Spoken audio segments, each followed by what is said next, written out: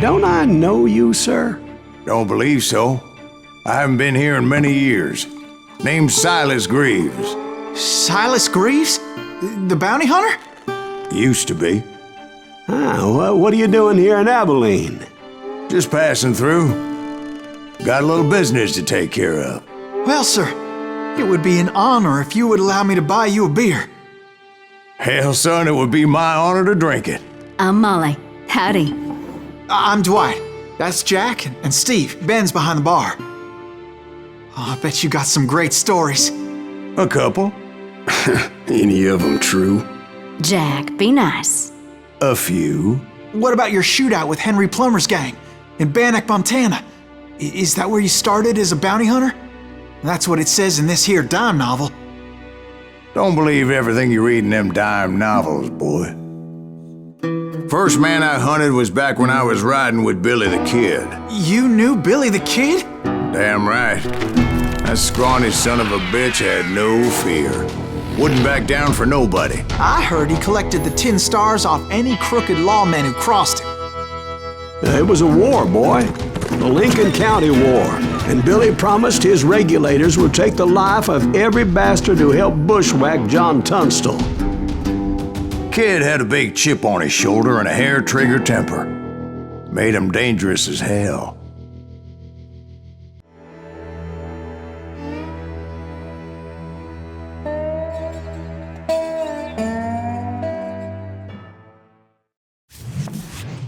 It was about 30 years ago. Billy was hiding out in an abandoned farm near Stinking Springs. I threw in with the kid because the man I had sworn vengeance on was riding with Billy's enemies. But before I tell you why I want that sumbitch dead, let me tell you what happened that day. I was heading back to the hideout when suddenly I had this funny feeling. Funny, ha-ha? No, Steve. The other kind of funny. You heard Pat. Need to stay here and keep an eye on the road. That's not fair. We're missing all the fun. I knew those two morons would never let me through. I had no choice. Hell! Shoot that sumbitch! Was it Pat Garrett's posse? Oh, yeah. I heard the shots and I knew I had to move fast. Fire at will! They're coming from the rear! Garrett and his army of deputies had surrounded the entire homestead. I decided to help Billy and the boys out a bit. So that's just what I did.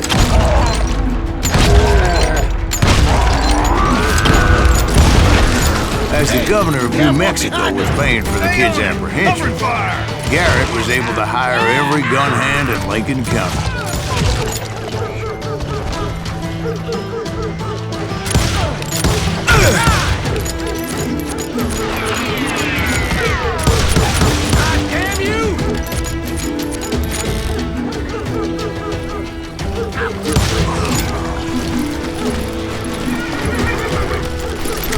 I knew that going through that front door meant putting my butt in a shooting gallery, so I decided to get sneaky.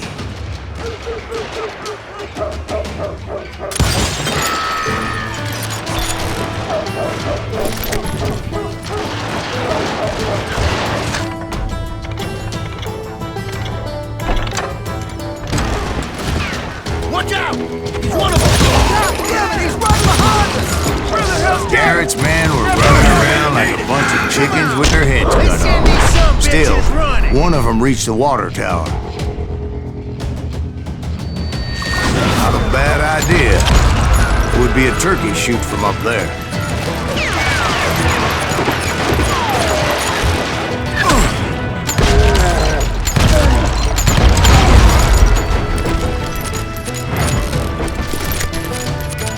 Luckily, these shooters Garrett hired weren't the sharpest tools in the shed.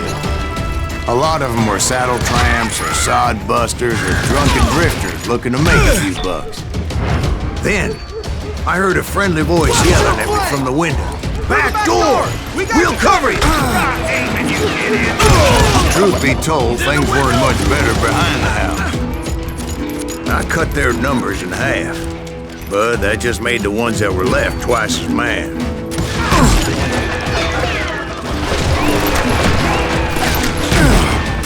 up for their lack of skill with a seemingly endless supply of ammo.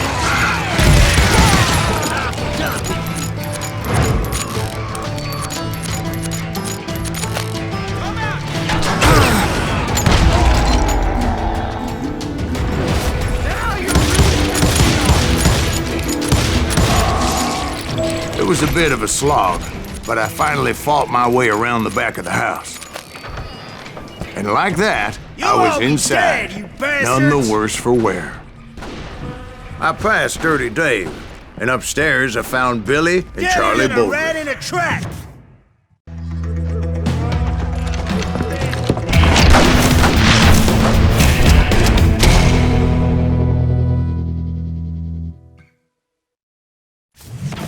Billy looked at me and said, "About time, amigo.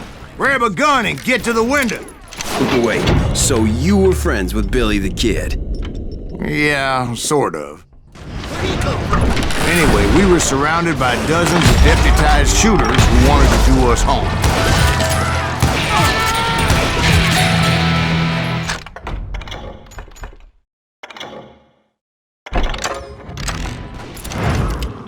Billy's worth $500. Dead or alive. I'm telling you, Garrett's men were dropping like flies, but they just kept on coming. Someone shoot that bastard. Where the hell is that? That's when Charlie got hit. "They're catching us in a crossfire," shouted Billy. "Get to the other side."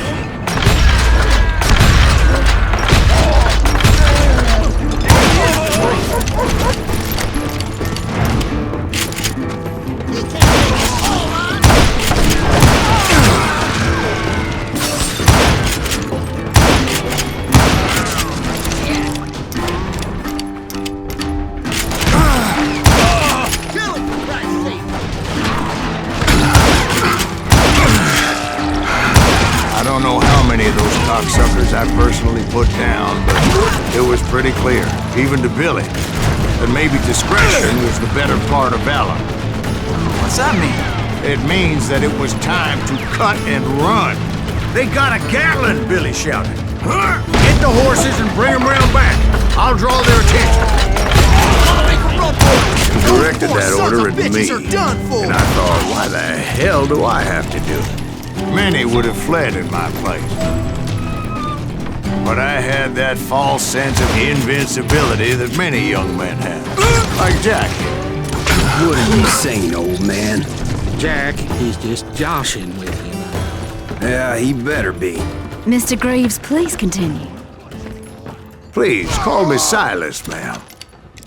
Now, where was I? You were heading for the barn. Making my way past a hassle of fallen foes. Sounds like Garrett hired a whole regiment of hired guns. Damn headed. Yeah, and just when I thought I was done with them, more of these hapless bastards would pop up. Finally, I had the stables within my reach. After the fight, maybe we could treat ourselves to some fried chicken.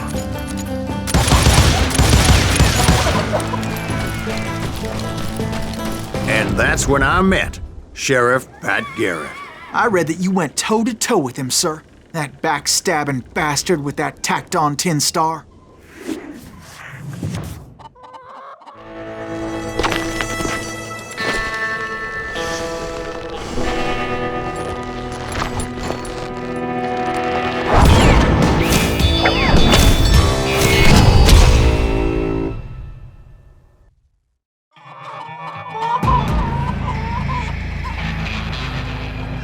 You challenged him to a showdown. You read that in a dime novel?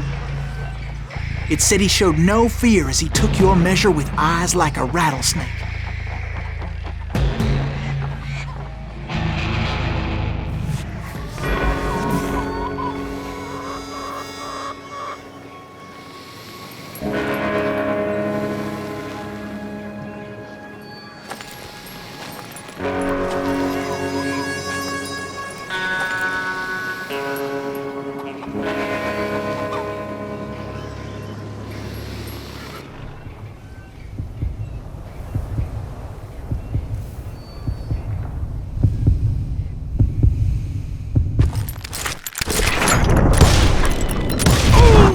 and that you killed him in a fair fight.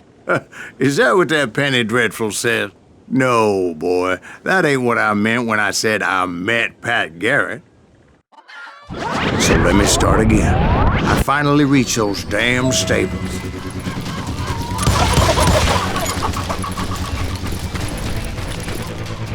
And stepped inside, and... Last thing I heard was Garrett's voice. That's not Billy. And go on, how did it end? And, boy, that was just the beginning.